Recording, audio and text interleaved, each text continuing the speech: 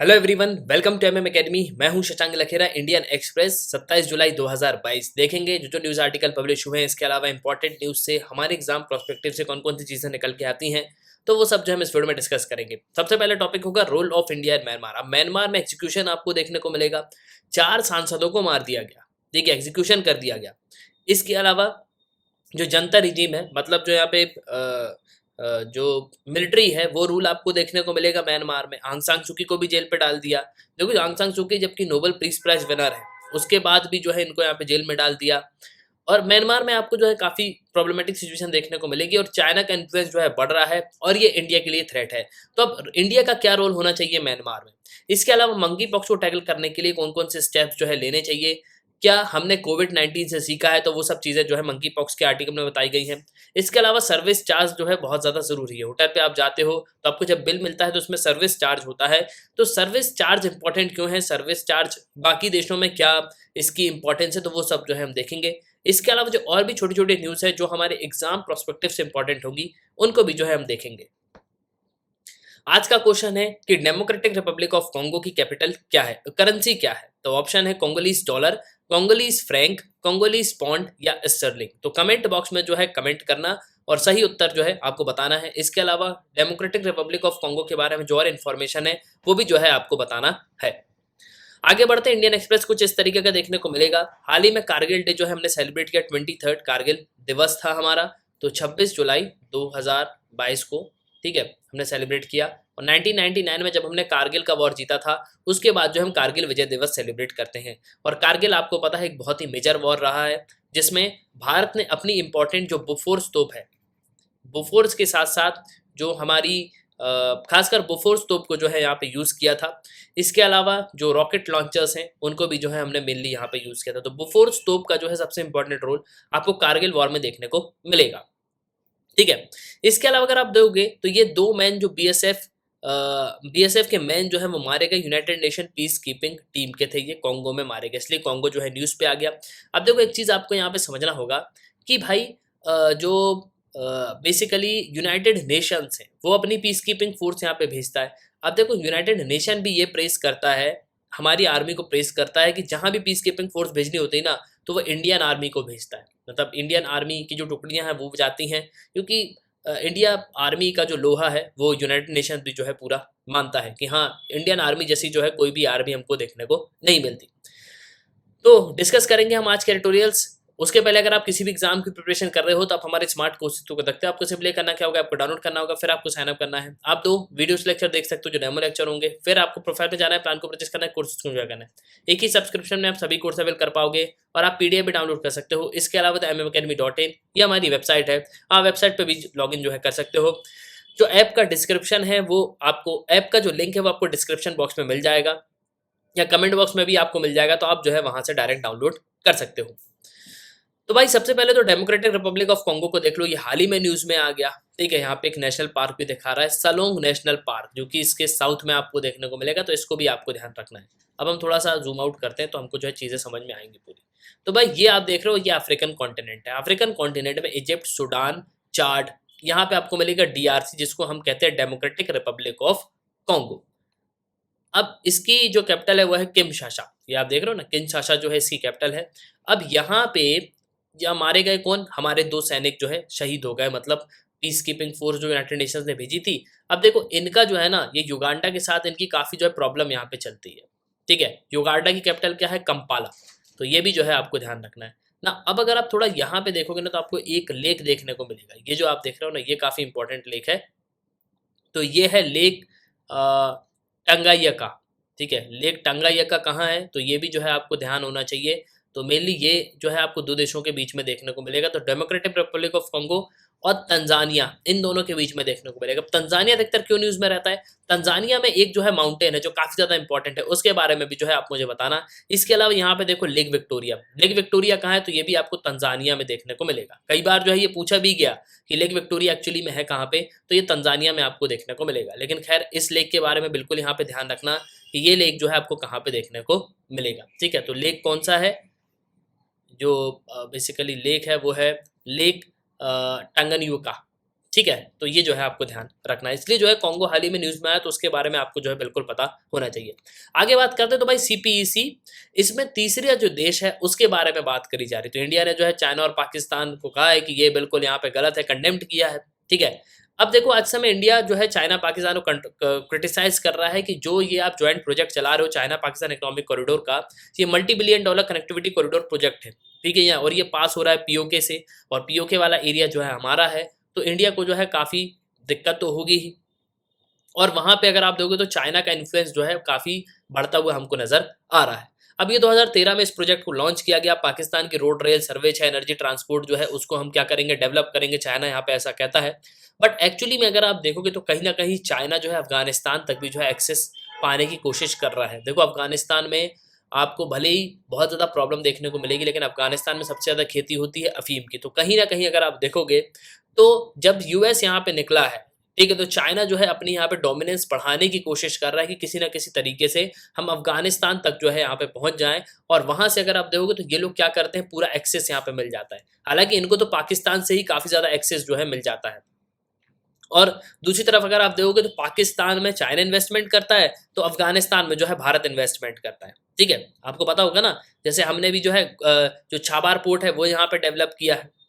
ठीक है, इसके अलावा अगर आप देखोगे तो ग्वादार पोर्ट भी जो है यहाँ पे डेवलप किया गया। तो मेनली जो पोर्ट्स हैं वो कई सारे जो है आपको देखने को मिलेंगे, लेकिन कहीं ना कहीं अगर आप देखोगे तो दोनों ही देश इन्वेस्टमेंट जो है कर रहे हैं। अब देखो अगर हम बात करेंगे इस पूरे प्रोजेक्ट की, तो ये पाकिस्तान चाइना इकोनॉमिक कॉरिडोर है। इसमें कई सारे हाईवेज को डेवलप किया जाएगा। ये आप देखो, ये पूरा यहाँ से निकलेगा।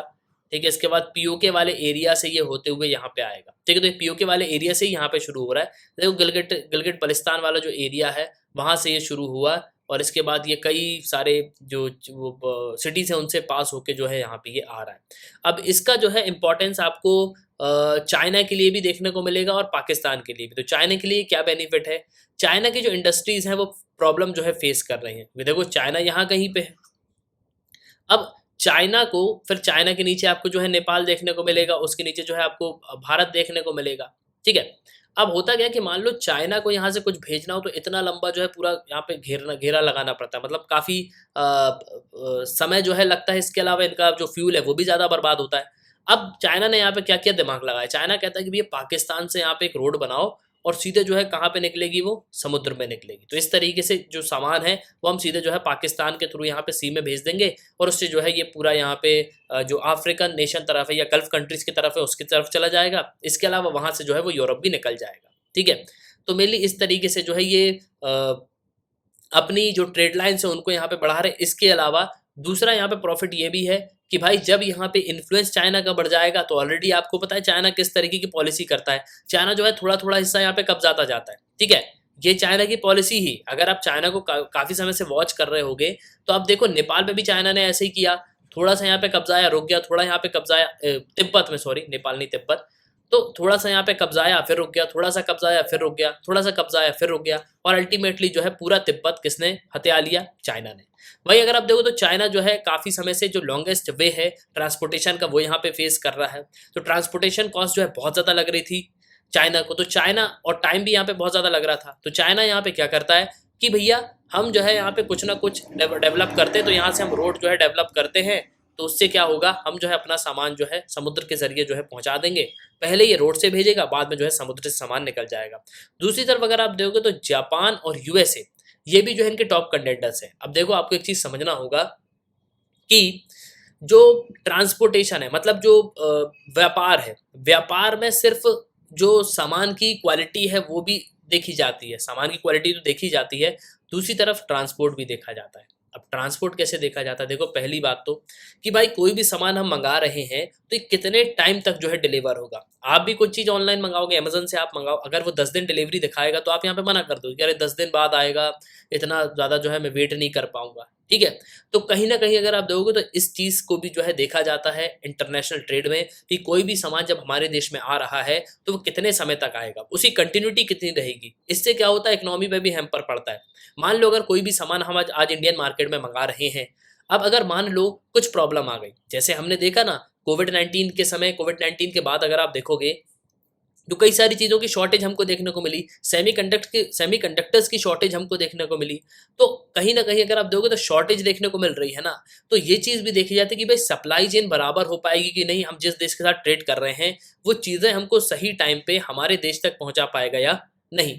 और देखो जिस जगह पे वो प्रॉब्लम आती है, मतलब जैसे फॉर एग्जांपल मान लो नॉर्थ ईस्ट है, अगर नॉर्थ ईस्ट में कोई सामान नहीं पहुंचेगा टाइम पे, तो वहां पे क्या होगा कि जो प्राइसेस है वो हाइक होने लगेंगी। ठीक है, तो इससे कहीं ना कहीं लोगों पर भी जो है काफी ज्यादा इम्पैक्ट पड़ता है। अब देखो सीपीसी की पाकिस्तान के लिए इंपॉर्टेंस क्या है, तो ये सीपीईसी जो है चाइना पाकिस्तान इकोनॉमिक कॉरिडोर, इसको 2013 में लॉन्च किया गया था। इसमें पाकिस्तान में ट्रेड रूट्स को डेवलप करना, इंफ्रास्ट्रक्चर को डेवलप करना, ऑल प्रोविंस को कनेक्ट करना, जितने भी प्रोविंस है पाकिस्तान में, जितने भी प्रांत हैं उन सबको जो है यहाँ पे कनेक्ट करना। इसके अलावा जो बलूचिस्तान में इसके अलावा जो FATA है और KPK, ये सब जो इनके प्रोजेक्ट्स हैं उनको यहाँ पे डेवलप करना, जॉब अपॉर्चुनिटीज़ को डेवलप करना। ठीक है, सभी प्रोविंस को जो है इक्वल यहाँ पे इंपॉर्टेंस देना, सभी जो प्रोविंस है वो इक्वली यहाँ पे कनेक्टेड हो। पाकिस्तान का इंपोर्ट एक्सपोर्ट भी यहाँ पे इंक्रीज होगा, पावर कैपेसिटी यहाँ पे इंक्रीज होगी। ठीक है, अब देखो जब इंफ्रास्ट्रक्चर यहाँ पे बनाया जाएगा, मतलब कोई भी यहाँ पे बिल्डिंग बनाई जाएगी या कोई भी ऑफिस यहाँ पे बनाया जाएगा, तब उसको इलेक्ट्रिसिटी की जरूरत पड़ेगी। तो चाइना क्या करेगा, यहाँ पे डैम भी बनाएगा, कुछ यहाँ पे थर्मल पावर स्टेशन भी बनाएगा। ठीक है, तो उससे क्या होगा कि ओवरऑल पाकिस्तान में काफ़ी ज़्यादा जो है यहाँ पे क्या होगा, चाइना का इन्फ्लुएंस बढ़ेगा। पाकिस्तान ये सोचता है कि भाई अगर चाइना यहाँ पे रहेगा तो वो हमको इलेक्ट्रिसिटी प्रोवाइड करेगा, इंफ्रास्ट्रक्चर डेवलप करेगा, लेकिन ऐसी बात नहीं है। दूसरी तरफ अगर आप देखोगे तो चाइना जो है क्या कर रहा है, धीरे धीरे करके जो है पाकिस्तान को कब्जा आ रहा है, हथियारा है एक तरीके से, तो मैं यहाँ पे ये कहूँगा। लेकिन पाकिस्तान वालों को अभी समझ में नहीं आ रहा, लेकिन अब वो आ ही चुका है, क्योंकि पाकिस्तान ने हाल ही की संसद में एक बिल जो है पास किया गया कि पाकिस्तान अपनी टेरिटरी का हिस्सा जो है बेच सकता है और कोई भी जो है सवाल यहाँ पे नहीं पूछे जाएंगे। ठीक है, तो मेनली ये जो बिल है वो भी पास हो गया, तो उस पर जो है मैं एक डिटेल वीडियो जरूर बनाऊंगा। तो यहाँ पे ग्वादर पोर्ट को अपग्रेड करने की बात करेंगे, road, railway, aviation, data transfer, इसको जो है अपग्रेड यहाँ पे किया जाएगा। तो ये न्यूज़ जो है जो आपको ध्यान रखना है ना। आगे बढ़ते हैं, तो सबसे पहले अगर आप देखोगे तो एक आर्टिकल जो यहाँ पे आया है वो मंकी पॉक्स से रिलेटेड है। ठीक है, तो मंकी पॉक्स जो है आज के समय एक सबसे बड़ा कंसर्न आपको देखने को मिलेगा। अब देखो ये आर्टिकल जब पब्लिश हुआ, जब हाल ही में जो WHO ने क्या डिक्लेयर कर दिया कि भैया मंकी पॉक्स जो है एक बेसिकली एक कंसर्न की बात है। ठीक है, हाल ही में रिलीज किया ना, मतलब हाल ही में यहाँ पे बताया, तो उस पर जो है मैंने वीडियो भी बनाया था। तो ये जो वायरस है मंकी पॉक्स जो है, ये पॉक्स वायरस की फैमिली से बिलोंग करता है। ये ध्यान रखना कि ये पॉक्स वायरस की फैमिली से जो है बिलोंग करता है। इसमें होता क्या कि कंटेजियस रैश होते हैं, इलनेस होती है, मतलब हमको खुजली टाइप का जो है लगता है, और इसी को जो है मंकी पॉक्स कहते हैं। ये एक जूनोटिक वायरल डिसीज है। ये डिसीज एनिमल से जो है ह्यूमन में ट्रांसफर हुई है। ठीक है, एनिमल से ह्यूमंस में ट्रांसफर हुई। पहले ये मंकी में थी सेंट्रल अफ्रीका में, उसके बाद जो है ये लोगों में ट्रांसफर हो गई। अब इसके बाद अगर आप देखोगे तो इसमें हमको रोडेंट्स और जो प्राइमेट्स हैं वो देखने को मिलते हैं। प्रीवियसली अगर आप देखोगे तो ये सेंट्रल और वेस्ट अफ्रीका में देखने को मिली। अभी अगर आप देखोगे तो जो ट्रॉपिकल रेन फॉरेस्ट वाले जो एरियाज है ना, वहाँ ये आपको देखने को मिलेगी। रिसेंटली जो अर्बन एरियाज है वहाँ पे भी इनको रिकॉर्ड किया गया। 50 से ज़्यादा देशों में जो है आपको जो मंकी पॉक्स के केसेस है वो देखने को मिलेंगे। लेकिन सबसे अच्छी न्यूज़ यहाँ पे ये है कि इससे जो लोग इन्फेक्ट हो रहे हैं उनको माइनर इलनेस जो है हमको देखने को मिल रही है, और ये खुद ही से जो है यहाँ पे रिकवर हो रहे हैं। अब ये एक सेल्फ लिमिटिंग डिसीज़ है। इसमें सिम्टम जो है 2 से 4 वीक्स रहते हैं। ये ध्यान रखना। पॉइंट्स यहाँ पे ये दिया जाएगा कि क्या मंकी पॉक्स एक पॉक्स वायरस डिसीज है, तो जी हाँ बिल्कुल है। क्या ये सेल्फ लिमिटिंग डिसीज है जिसके सिम्टम 2 से 4 हफ्ते रहते हैं, तो जी हाँ बिल्कुल सही है। इसके अलावा इसमें जो फर्टिलिटी है वो 3 से 6% हमको देखने को मिलती है। इसमें स्किन रैश होते हैं, किसी भी पार्ट में आपको स्किन बॉडी में स्किन रैशेज आपको देखने को मिलेंगे, 1-2 स्पॉट्स होंगे। इसके अलावा ये जो है रेज होंगे, बेसिकली ये जो है थोड़ी से फोल्डे टाइप के यहाँ पे हो जाएंगे। इसमें स्वालन लिम्पी नोट्स यहाँ पे हमको देखने को मिलेंगे। ठीक है, मतलब यहाँ पे जो मवाद है वो भी यहाँ पे बन जाएगी। ठीक है, लेकिन देखो अगर होता भी है आप में से किसी को, तो आपको जो पिंपल्स यहाँ पे होंगे ना, जो भी यहाँ पे होगा उसको छेड़ना बिल्कुल भी नहीं है। ठीक है, नहीं तो वो जो है दाग बन जाएंगे। सिमिलरली यही चीज़ जो है आपको स्मॉल पॉक्स में भी देखने को मिलेगी। तो यहाँ पे जो सिम्टम है वो वायरल इलनेस के हमको देखने को मिल रहा है। फीवर होगा, चिल्स होगा, हेडेक होगा। ठीक है, मसल्स और बैक एके होंगे, वीकनेस आपको देखने को मिलेगी। तो यहाँ पे ये क्या है, अब ये क्यों फैल रही, तो टचिंग स्किन, मतलब अगर हम एक दूसरे की स्किन को टच कर रहे हैं, ठीक है ना। इसके अलावा अगर बॉडीली फ्लूइड, मतलब जो फ्लूइड हमारी बॉडी से निकल रहा है, जैसे पसीना निकल रहा है, तो वो भी जो है दूसरे को अगर लग जाएगा तो उससे भी हो सकता है। क्लॉथिंग, अगर हम क्लॉथ जो है एक दूसरे के बदल के यहाँ पे पहन रहे हैं, अगर हम एक दूसरे के इन्फेक्टेड पर्सन के कॉन्टैक्ट में आ जाएंगे तो ट्रांसमिशन जो है हो जाएगा, तो उससे जो है मंकी पॉक्स हमको भी लग जाएगा।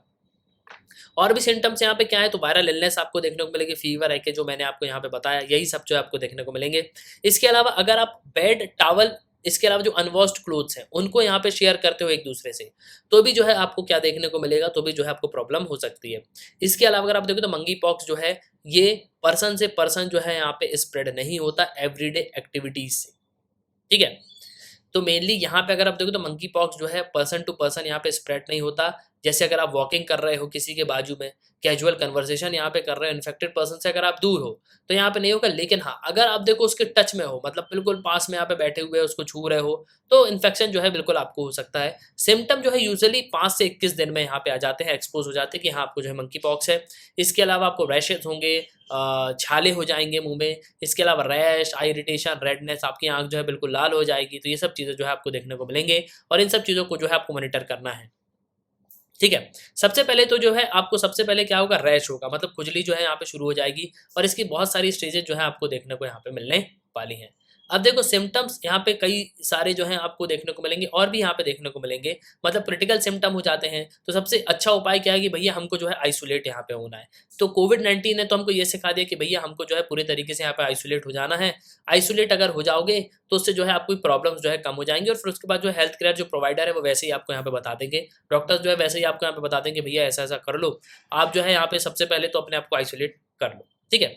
तो बहुत सारे लोगों ने जो है आइसोलेशन की इंपॉर्टेंस समझ ली है कोविड-19 पैंडेमिक के बाद। तो बहुत सारे लोग जो है ऑलरेडी यहाँ पे अब जो है इस तरीके के मेजर जो है बिल्कुल यहाँ पे लेंगे। लेकिन कोशिश हमको ये करना है कि जो सिम्टम्स हैं उनको यहाँ पे मॉनिटर करना है। इसके अलावा ह्यूमन के कॉन्टैक्ट में जो है हमको कम से कम आना है। अब देखिए, अगर आप देखोगे तो कोविड-19 में जो प्रिकॉशंस हमने लिए हैं वही प्रिकॉशंस जो है हमको लेने हैं। मास्क, वॉशिंग, डिस्टेंस, तो ठीक है ना, कॉन्टैक्ट यहाँ पे एक दूसरे से क्या करो, कम रखो, ठीक है ना। इसके अलावा जो डेड वाइल्ड एनिमल्स, अगर कहीं आपको मिल रहा है कोई वाइल्ड एनिमल पड़ा हुआ है, मर गया है वो, तो उसके पास बिल्कुल भी मत जाओ। इसके अलावा अगर आप मीट कंज्यूम करते हो तो उसको प्रॉपर्ली जो है पहले कुक करो, उसके बाद जो है इसको खाओ।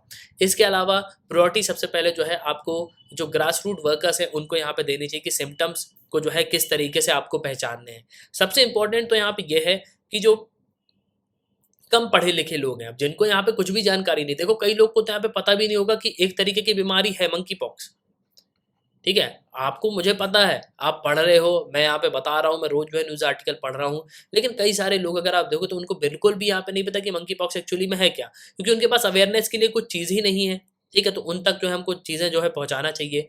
इसके अलावा जो यहाँ पे कलेक्शंस करते हैं, इसके अलावा जो डिसीज डिसेक्शन करते हैं, ठीक है, इसके अलावा जो है सैंपल कलेक्शन इक्विपमेंट है वो सब जो है हमको यहाँ पे मेंटेन करने चाहिए। तो मेनली कहीं ना कहीं जो है अवेयरनेस फैलाने की ज़रूरत है। पब्लिक अवेयरनेस जो है डिसीज ट्रांसमिशन के लिए ये सबसे इंपॉर्टेंट होगी और जिससे जो है हम लोगों को यहाँ पे डायग्नोस कर पाएंगे कि भैया आपको जो है ये समस्या है। इसके अलावा सर्विलेंस भी जो है इंक्रीज करना चाहिए। मंकी पॉक्स के केसेस जो है आपको काफ़ी बढ़ते हुए नजर आएंगे, तो इनको जो है कंट्रोल करने के लिए, इस डिसीज को कंट्रोल करने के लिए हमको क्या करना है, जो सर्विलेंस और डिटेक्शन है वो जो है हमको बिल्कुल यहाँ पे शुरू करने चाहिए। अब देखो कई सारे लोग जो है यहाँ पे कम्प्लीटली रिकवर हो रहे हैं क्योंकि वो हेल्थ मेजर जो है यहाँ पे ले रहे हैं, लेकिन एनिमल और ह्यूमन कांटेक्ट से जो है बिल्कुल हमको यहाँ पे दूर रखना है। और सबसे इंपॉर्टेंट यहाँ पे ये है कि हमको हाथ जो है बिल्कुल यहाँ पे धोते रहना है।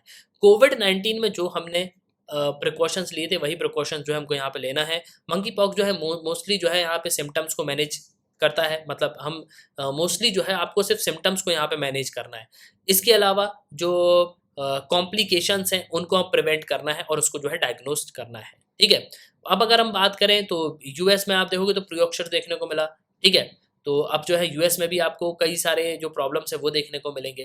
किसी देशों में आपको जो है हाई मोर्टेलिटी रेट भी देखने को मिलेगा, मतलब लोग जो है इससे मर भी रहे हैं।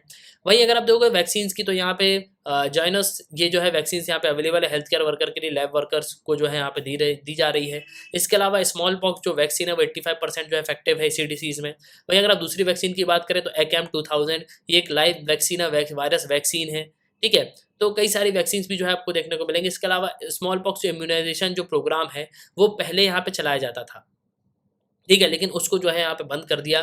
तो जिस तरीके की सिचुएशन यहाँ पे बन रही है, तो इस सब को देखते हुए डब्ल्यूएचओ ने यहाँ पे क्या कहा कि भैया हम जो है पब्लिक हेल्थ इमरजेंसी लगा रहे हैं इंटरनेशनली, क्योंकि ये इंटरनेशनली जो है अब दिक्कत पैदा करने वाली बात यहाँ पे हो गई है।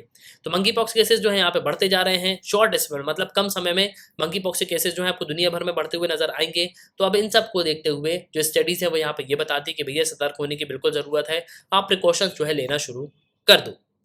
तो इसी चीज को जो है यहाँ पे बताया गया है। ठीक है, अब वहीं अगर आप आगे देखोगे तो यहाँ पे SARS Covid 2 monkeypox virus का जो इन्फेक्शन है वो जो है आपको एक अलग पैटर्न जो है देखने को मिलेगा। अब सार्स कोविड 2 जो है यहाँ पे जो स्वार है उससे यहाँ पे फैलता था, मतलब जो हम जो थूक है ना उससे यहाँ पे फैलता था।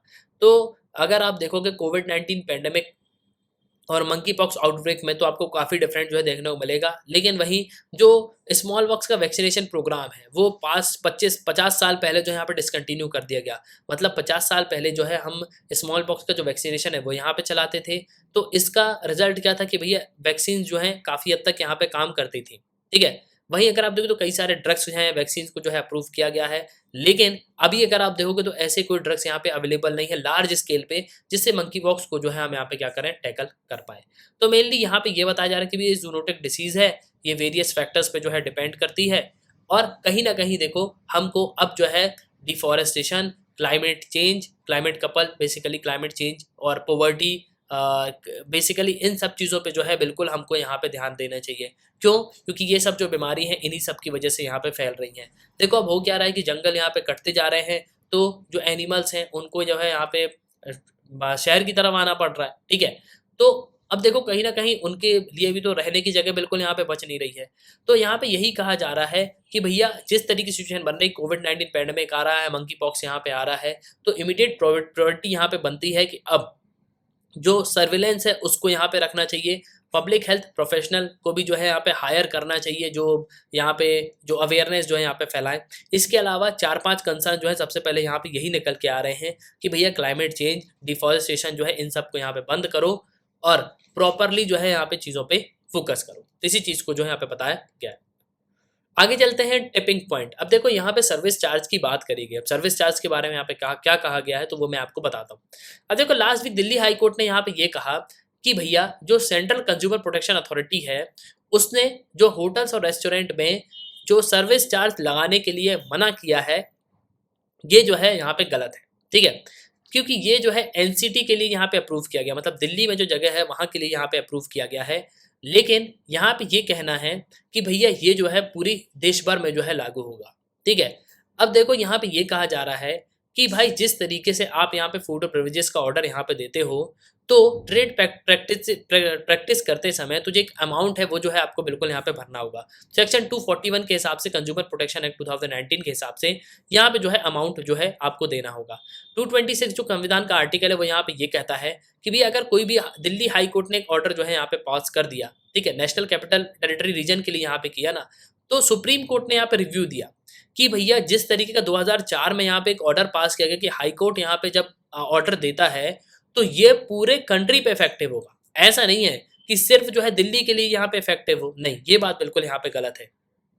तो जो कंज्यूमर प्रोटेक्शन एक्ट है वो पार्लियामेंट ने यहाँ पे बनाया। ठीक है, कि यहाँ पे ये कहा गया कि भैया होटल और रेस्टोरेंट पे जो देश भर में है उनको जो है यहाँ पे सर्विस चार्ज की प्रैक्टिस यहाँ पे क्या करी जाती है, रिस्टोर करी जाती है कि हाँ वो जो है सर्विस चार्ज बिल्कुल यहाँ पे लगा सकते हैं। तो अब इसी को देखते हुए सुप्रीम कोर्ट यहाँ पे ये कहता है कि बिल्कुल दिल्ली हाई कोर्ट ने जो यहाँ पे कहा है वो पूरे देश भर में यहाँ पे मान्य होगा, मतलब सर्विस चार्ज जो है यहाँ पे लगाया जाएगा। अब देखो यहाँ पे ये कहा जा रहा है कि भाई सर्विस चार्ज जो है ये हॉस्पिटैलिटी जो इंडस्ट्री है वो इंडिपेंडेंस के बाद जो है यहाँ पे शुरू हुई है। मतलब इंडिपेंडेंस के बाद यहाँ पे ये देखा गया कि जो बड़े रेस्टोरेंट है वहाँ पे एक सर्विस चार्ज की ज़रूरत है। अब देखो अगर आप किसी एक बंदे को यहाँ पे टिप देते हो तो वो सिर्फ उसकी हो जाती है, लेकिन सर्विस चार्ज अगर आप यहाँ पे देते हो तो वो प्रॉपरली जो सर्विस चार्ज आप यहाँ पे पे कर रहे हो तो बराबर जो लोग हैं उन पे यहाँ पे डिवाइड हो रहा है।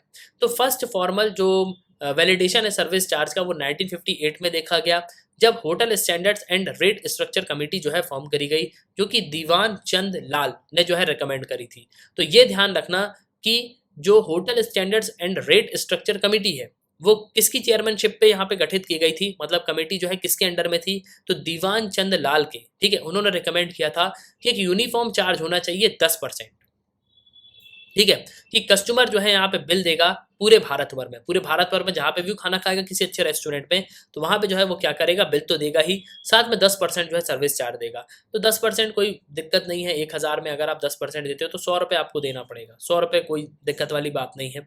ये कमेटी जो है यहाँ पे कंडेम्ड भी करती थी कि देखिए अब देखो, जो सॉलिटिसिशन ऑफ टिप्स है, मतलब जो टिप्स यहाँ पे दी जाती है वो कहीं ना कहीं जो है गलत है, ठीक है, और ये इंजरियस है डिग्निटी वर्कर की डिग्निटी के लिए, क्योंकि आप देखो सिंगल आदमी को आप सबके सामने यहाँ पे पैसे दे रहे हो, तो मेनली कहीं ना कहीं जो है ये चीज़ सही नहीं है, ठीक है, जो कि कहीं ना कहीं हैरेसमेंट भी बताती है कस्टमर को बेसिकली, ठीक है ना। तो यहाँ पे इस चीज़ को यहाँ पे लाया गया कि भैया अब जो है यहाँ पे टिप जो है आप नहीं दो, लेकिन जो है सर्विस चार्ज यहाँ पे करो।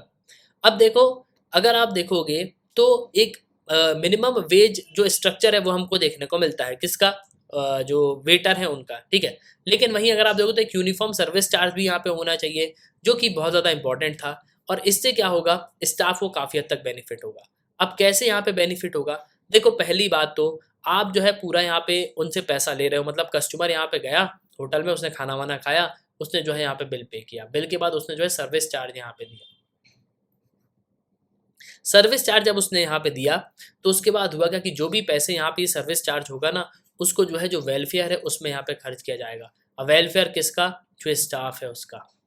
तो यहाँ पे इस सर्विस चार्ज से क्या होगा कि भैया उनको जो है हम कहीं ना कहीं प्रोविडेंट फंड प्रोवाइड कर पाएंगे, पेंशन प्रोवाइड कर पाएंगे, लाइफ इंश्योरेंस जो है प्रोवाइड करे जाएंगे, तो कलेक्टिव एक अमाउंट जो है यहाँ पे आ जाएगा। अब देखो आप सोचो दिन भर में सर्विस चार्ज से ही काफ़ी सारा पैसा आ जाएगा। अब मान लो सर्विस चार्ज से ही 5,000 रुपये आ गया, ठीक है, और 10 स्टाफ है, तो 5,000 रुपये ये 10 में डिवाइड हो जाएगा, तो उनको जो है हम यहाँ पे एक प्रोविडेंट फंड यहाँ पे प्रोवाइड कर दिया जाएगा।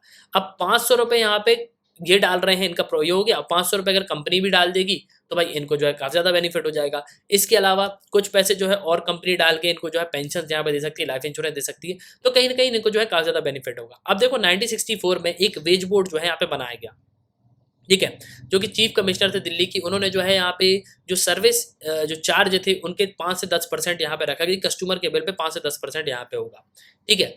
इसके अलावा जो सर्विस चार्ज जो है बिल्कुल यहाँ पे कलेक्ट किया जाएगा, और जो स्टाफ वर्किंग कमेटी जो बनाई गई थी, मतलब जो स्टाफ यहाँ पे काम कर रहा है उसके लिए जो है यहाँ पे एलोकेट किया जाएगा। अब देखो कई सारे यहाँ पे डिकेट्स हो गए, रिकमेंडेशन यहाँ पे आती गई, लेकिन कोई भी यहाँ पे रिफॉर्म जो है तैयार नहीं हुआ भारत में, ठीक है, कि सर्विस चार्ज जो है भारत में यहाँ पे होना चाहिए। तो इसके लिए कई सारे जो सुप्रीम कोर्ट ने यहाँ पे जो नेशनल कंज्यूमर डिस्प्यूट रिड्यूसल कमीशन है उसको यहाँ पे देखा कि भाई कोई यहाँ पे जो है काम ही यहाँ पे नहीं कर रहा इस चीज़ को लेके, तो जो national restaurant association of India है उन्होंने यहाँ पे होटल और रेस्टोरेंट में कहा कि ये सर्विस चार्ज जो है यहाँ पे लगाने चाहिए, और जो टिप है वो यहाँ पे इक्वली डिस्ट्रीब्यूशन होना चाहिए, ठीक है। तो अब देखो यहाँ पे क्या होता है कि जब यहाँ पे ये देखा गया कि भैया जो टिप है वो एक ही आदमी के पॉकेट में जा रही है, तो इसको देखते हुए सुप्रीम कोर्ट ने यहाँ पे ये कहा कि भाई ये बिल्कुल यहाँ पे गलत है। तो यहाँ पे जो है जो सर्विस चार्ज है उनको यहाँ पे लाया जाए, सर्विस चार्ज जो है प्रॉपरली यहाँ पे जो है बेसिकली यहाँ पे होना चाहिए, और ये जो है बिल्कुल यहाँ पे सही है। नाउ अब अगर आप देखोगे कि सर्विस चार्ज अगर हम दूसरे देशों में देखें तो यहाँ पे क्या होता है, तो भैया देखो ये रेगुलर फीचर है देशों में, मतलब यूके, यूएस, सिंगापुर में आपको रेगुलर फीचर देखने को मिलेगा। अगर आपने खाना खाया तो आप जो है बिल्कुल यहाँ पे स्टाफ को जो है पेमेंट आपको करना होगा, सर्विस चार्ज देना होगा। वहीं आप यूएस में देखोगे तो करीब 37% जो टोटल ओवरहेड स्टाफ जो है उनका वो जो है यहाँ पे खर्च करते हैं, मतलब भारत के मुकाबले 37% जो है वो किस पे खर्च करते हैं, अपने स्टाफ पे खर्च करते हैं। वही 10 से 15% जो है आपको यहाँ पे जो है टिप देखने को मिलेगी, ठीक है, जो कि फेडरल मिनिमम वेज है। इसके अलावा अगर आप देखो यूके में तो सभी लाइसेंस होटल रेस्टोरेंट जो हैं उनको भी यहाँ पे मिनिमम वेज तो देना ही होता है, इसके साथ साथ जो है यहाँ पे कुछ पैसे भी जो है उनको देने होते हैं। दिल्ली हाई कोर्ट ने जो भी यहाँ पे कहा है उसके हिसाब से अगर आप देखोगे तो सर्विस चार्ज जो है पूरे जो इंडिया है उस पर जो है मान्य होगा, और कहीं ना कहीं जो है बिल्कुल यहाँ पे सही है। और देखो लोगों के पास जो है ओनली होप होता है क्या, कोर्ट, कि कोर्ट जो है बिल्कुल फाइनली यहाँ पे डिसीजन देगा, ठीक है। तो बेसिकली जो सर्विस चार्ज है वो बिल्कुल यहाँ पे सही है कि हाँ भाई सर्विस चार्ज जो है बिल्कुल यहाँ पे होना चाहिए, और अगर आप 1,000 रुपये का खाना खा रहे हो 100 रुपये दे भी दोगे तो क्या फ़र्क पड़ेगा।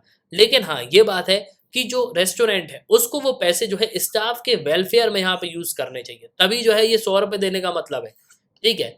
मतलब इसके लिए मैंडेट कर देना चाहिए, प्रॉपर जो है इनका प्रोविडेंट अकाउंट यहाँ पे होना चाहिए, या इनको इंश्योरेंस दिला देना चाहिए कि भाई इनको कल को कुछ हो गया तो कोई ना कोई जो है इनको पैसे यहाँ पे कुछ मिल जाएंगे इनके फैमिली वालों को। आगे बढ़ते हैं एरिया ऑफ डार्कनेस। तो भाई म्यांमार में क्या चल रहा है आपको पता है, कू हो गया, ठीक है, आंग सान सू की को जेल में भेज दिया गया। उसके बाद रिसेंटली क्या हुआ कि जो सांसद हैं उनको जो है यहाँ पे पब्लिकली एग्जीक्यूट किया गया। यहाँ पे देखो तो Myanmar Janata executed 4 political activist on them of former member of parliament in present deficiency of civil norms and laws that govern internationally community। तो मेनली आज के समय दिन बर दिन अगर आप देखो तो म्यांमार की हालत जो है खराब होती जा रही है। और देखो इनको जो है जून में जो डेथ सेंटेंस है उसकी यहाँ पे बात करी गई थी, ठीक है। इसके अलावा अगर आप देखोगे तो जनता जो है मतलब म्यांमार की जो आर्मी है उसका आपको शासन देखने को मिलेगा। अब देखो जो यूएस है, European union, Canada, Japan, New Zealand, ये सब जो देश हैं आज के समय, इन्होंने जॉइंट स्टेटमेंट दी है। यूनाइटेड नेशन जो सेक्रेटरी जनरल है, ह्यूमन राइट कमीशन है, वो यहाँ पे ये कह रहे हैं कि भैया ये जो है बिल्कुल यहाँ पे गलत है। और देखो कहीं ना कहीं अगर आप देखोगे तो चाइना जो है यहाँ पे इन्फ्लुएंस जो है अपना बढ़ाता हुआ नजर आ रहा है। अब देखो यहाँ पे हो क्या रहा है कि जो जनता है, मतलब जो जनता रिजीम है जिसको मिलिट्री शासन कहा जा रहा है, वो बैक्ट जो है यहाँ पे चाइना सपोर्ट है, मतलब चाइना जो है उनको यहाँ पे सपोर्ट कर रहा है। अब देखो कहीं ना कहीं इंडिया को भी जो है अपना रोल यहाँ पे प्ले करना चाहिए। म्यांमार जो है एक सबसे बड़ा खतरा है भारत के लिए, क्योंकि अगर चाइना ने यहाँ पे अपनी डोमिनेंस बढ़ा ली तो एक तरफ से हम तो चाइना से ऊपर से यहाँ पे परेशान है ही, लद्दाख वाले सेक्टर पे, अरुणाचल प्रदेश पे परेशान है ही, लेकिन म्यांमार से अगर चाइना का इन्फ्लुएंस बढ़ गया ना तो ये जो पूरा एरिया है ना नॉर्थ ईस्ट वाला या अरुणाचल प्रदेश वाला, इसमें जो है हमको काफ़ी ज़्यादा दिक्कत हो सकती है। तो कहीं ना कहीं अगर आप दोगे तो इंडिया को, इसके अलावा जो और भी देश हैं उनको जो है अपना इन्फ्लुएंस यहाँ पे लाना चाहिए। और आज के समय दुनिया जो है चाइना को एक सबसे बड़ा चैलेंज के रूप में देख रही है। तो भाई ये था 27 जुलाई 2022 का इंडियन एक्सप्रेस जो आर्टिकल पब्लिश हुए थे वो सब मैंने आपको बता दिए। तो एट लास्ट आई होप कि आपके जो है इस वीडियो में काफी कुछ जानने को मिला होगा। आप अपने ओपिनियन लिखिएगा जरूर। इसी के साथ वीडियो का सुनने के लिए बहुत धन्यवाद। जय हिंद, जय भारत।